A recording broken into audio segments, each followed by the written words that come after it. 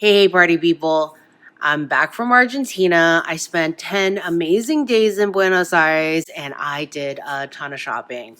I did a lot of other stuff. I did things where I just looked around and took pictures and enjoyed and experienced and all these good things, but I also did a ton of shopping. And let me tell you, Buenos Aires, where art supplies are so expensive and leather is so cheap. Good leather, even. Okay. Usually it's the other way around. I'm not like some jet-setting world traveler, but I have been around some, and never have I gone to an art supply store and just been like, ooh, really? Did I calculate the exchange rate right? Yeah, it's expensive, right? So I didn't buy a ton of stuff, but like always, whenever I go out of town, I look for things that I don't find commonly around me. So that's what I always focused on. First up, I got this paper from this brand I've never heard of before, Magnani 1404. And it's 100% cotton, 140 pound, 300 GSM, which is the weight that I like. And it's cold pressed. And it is ideal for watercolor, gouache, ink, and acrylic. This one and this one, I'm a little bit confused, okay? Because they both say Plantec. This one says it's made in Argentina. This one says it's made in Germany. And then this has another logo on it. But the packaging is similar. The labeling is similar. So I don't know what all that means. This is pulp of something. This is a grain. And I don't really know what's going on. Which, when I don't know what's going on, it's always like a siren call when it's art supplies. I'm like, what is this? I want to know what this is. I should probably translate all these words and figure out what's going on. This is watercolor, pastel, pencil, and marker. That's how I'm translating this in my mind. And it's a little thicker than this one. This one is 300 GSM, which is commonly what I use. And then this one is 350. So we shall see. And then this one is a brand that I've used before. They're pretty, nothing about what I've used from them before is like, oh my God, this is the best, go get some. But also none of it has been terrible. So it's like a medium brand to me. But I've never seen bamboo paper before. I've never used bamboo paper. So it's a mixed media paper. It is 90% bamboo and 10% cotton rag. It's for watercolor. It's just a little lighter at 265 GSM, 125 pounds. But I've used similar weight paper. There was that Fabriano mixed media paper that was 250 GSM that I used all throughout Inktober. And I really like that paper. I like that weight of paper. So yeah, let's try this. I'm actually really excited to try this one. So a while back, at the urgence of many of my Twitter followers, I got a set of these Posca paint pens, and they're poster paints, which means, roughly speaking, it's like a cheaper gouache, a little bit more watery, but still opaque, and it's cheaper, used for covering larger surfaces, typically, because it's cheaper than gouache. And I got a set of these colors. They're really fun to work with, but the main thing, my number one favorite thing about these was the white. The white, because it's opaque. It's pretty freaking opaque on stuff. And I really enjoyed using the white.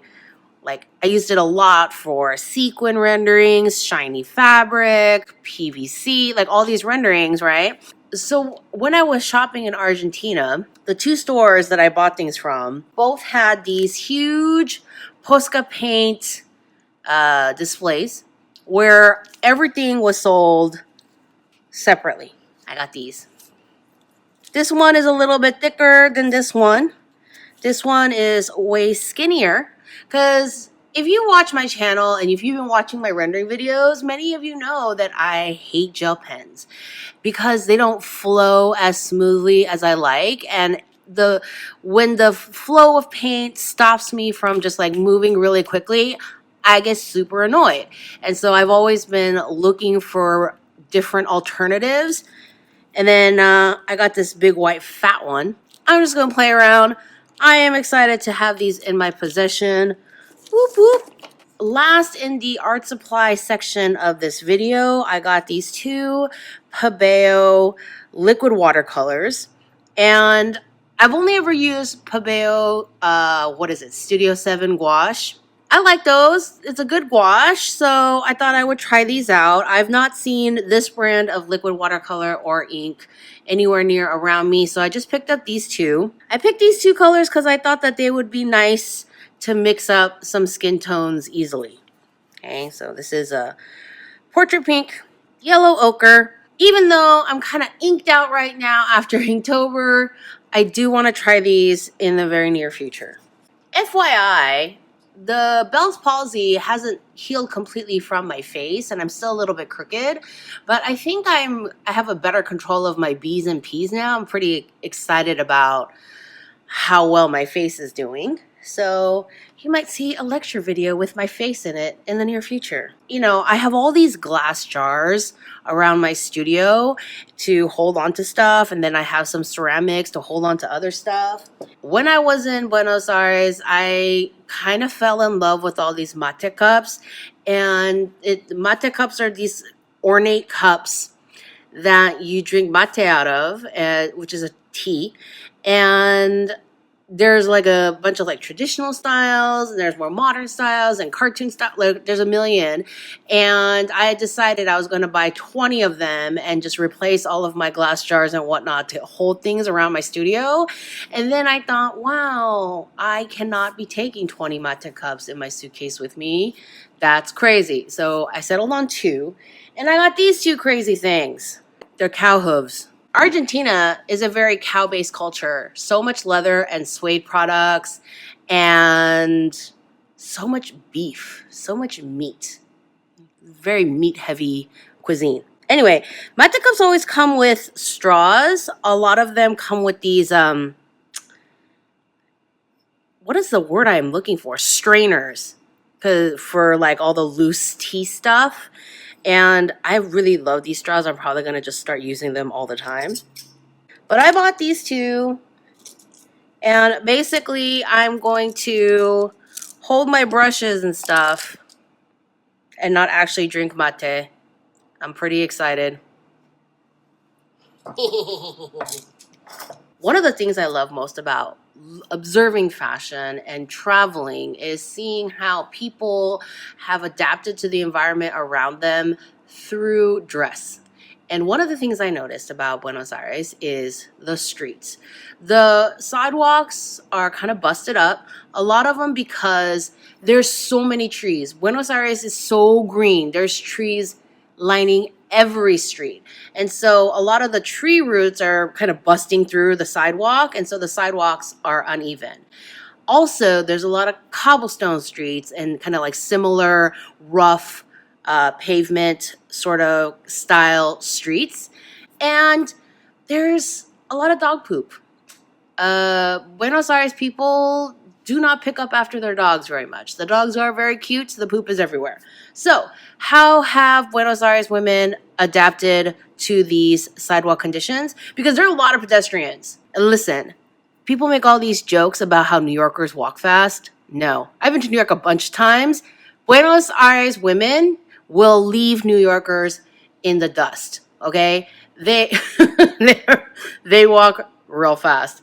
Anyway, so this is how they've adopted. They wear platforms. They wear these massive platforms everywhere. These, they look like tires. I kind of love it. And they're rubbery and they're bouncy. And there's a lot of these styles with studs. Like if you go to shoe stores, okay, the shoe shopping in Buenos Aires is kind of incredible. And so a lot of women tend to wear platforms, especially open toe. It's pretty rare. It's not non-existent, but it's pretty rare to see women wear open toe shoes that are real flat to the ground. Okay. And so I kind of fell in love with these massive butt kicking, like these monstrosities. And so I had to get myself a pair. I love these with all these little studs and everything. And they're really comfortable because they're so bouncy. Like, I walked around the city literally 4 hours in these shoes. So I'm obsessed with these. They make me so tall. In the fashion section of this video, if some of the stuff doesn't look perfectly brand new, it's because I fell in love with my purchases and I started wearing most of this stuff right away. Okay? This one I didn't have time to wear these, but these are also flat forms, much lower than the others. But I have a weakness for metallic shoes. I think a lot of you know that. These are fun. Look at these beauties. These are red suede, cow suede, beautifully finished on either side. And look at this.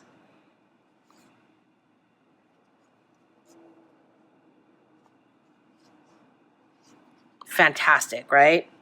Ugh, this suede quality. Buenos Aires women also wear a lot of closed-toe shoes. If they are flatter to the ground, I mean, these aren't totally flat, but if they're closer to the ground and not flat forms, they will typically wear more closed-toe shoes, a lot of sneakers. I saw very few women in like a standard pump heel or stiletto heel. I mean, again, they're around, but they are definitely in the minority. Because it's hard to walk on such uneven pavement in those kinds of shoes. So yeah, lots of cute sneakers. I love these beige patent leather.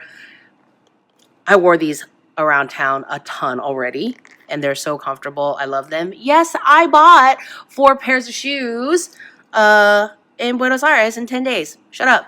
Shopping was good. I also bought this bag. I was at San Telmo Market, and there was a shop. It wasn't one of the market booths, but it was a shop, and the shop is they work with a lot of indigenous tribes all over Argentina, and they make these goods and sell them in Buenos Aires. And this is this beautiful green calf split with this little tassel. It's a very simple bag, but it is the perfect size to like throw in my wallet and my phone and my keys and a couple of extra little things like a compact and my glasses and just run around town. I wore this a ton already. The leather there is so good. This is from the bag belt. And yeah, you know, I didn't see a lot of global chains while I was walking around. I did see global chains. You know, I saw a lot of Adidas stores and Puma stores. But you know, I didn't see the Gap. I didn't see H&M. I didn't see yeah, there were a lot of chains that I didn't see. It was kind of nice. Anyway, so I bought a lot of local stuff. Anyway, so I bought this bag, which is one of my favorites. It's unfinished. The edges cut raw, but it's done so beautifully, like just perfect. It's unlined, but the underside of the leather is finished so beautifully that you don't need it. And the straps are adjustable for length. Actually, it was sold with this side was on the outside, but I just unwrapped it and I put the white on the outside because that's how I like it. It's got a zipper pouch. And then a common feature that I've seen in a lot of bags in Buenos Aires is they come with this detachable little extra bag. So it has this little strap and you can just take it off, which I did on occasion because I already wore this all around town. Still not, and yeah, it's just like this little clutch. It's got a little bit of a structure. It's got a base, and it's beautiful. And it carries a 8.5 by 11 regular letter size sketchbook easily. So I took my sketchbook around town and stuff too. I have one last thing that I want to share with you that I bought in Buenos Aires just because I think it's funny. Here's a duffel that my husband and I bought because we bought so much stuff in Buenos Aires. We didn't have enough room in our suitcase to take everything home. And I totally blame the amazing platforms that I bought everywhere. This is actually really nice. It has these little rubber feet on the bottom. Has all of these extra pockets on the inside, on the outside. Has a big old shoulder strap. So yeah, actually this is a really nice bag. But this was a definitely last minute, oh crap, how are we going to take all this stuff home? Like, we literally bought this 2 hours before we called a cab for the airport. Anyway, that was all the cool stuff that I bought in Buenos Aires. Again, really expensive art supplies, really cheap, beautiful leather. I don't know if their tourism board is going to really latch onto that slogan so much. If you are thinking about going, go. Tons of great food. The people are really nice. The weather in November is beautiful. There's beautiful parks. Just wandering around the city and just looking at cool stuff is great. Every cup of coffee I had ranged from good to amazing. Y'all know how seriously I take my coffee, and it's like bad coffee is illegal in Buenos Aires or something. All the coffee, like, everyone has their different tastes, right? So sometimes I didn't love it as much, but I couldn't deny the good quality of the coffee. You know what I mean? Yeah, because I like a dark roast, all those things. Food, coffee, it's beautiful. It's infinitely walkable. It's not very hilly at all. So you can just walk all over the place. You have public transpo, all those good things. So yeah, I had a great time. Thank you, Buenos Aires, for being so hospitable. Thank you to everyone who showed up to my Buenos Aires meetup. That was super fun. And yeah, I'm back home in my studio, back to work, and I will see you in the next video.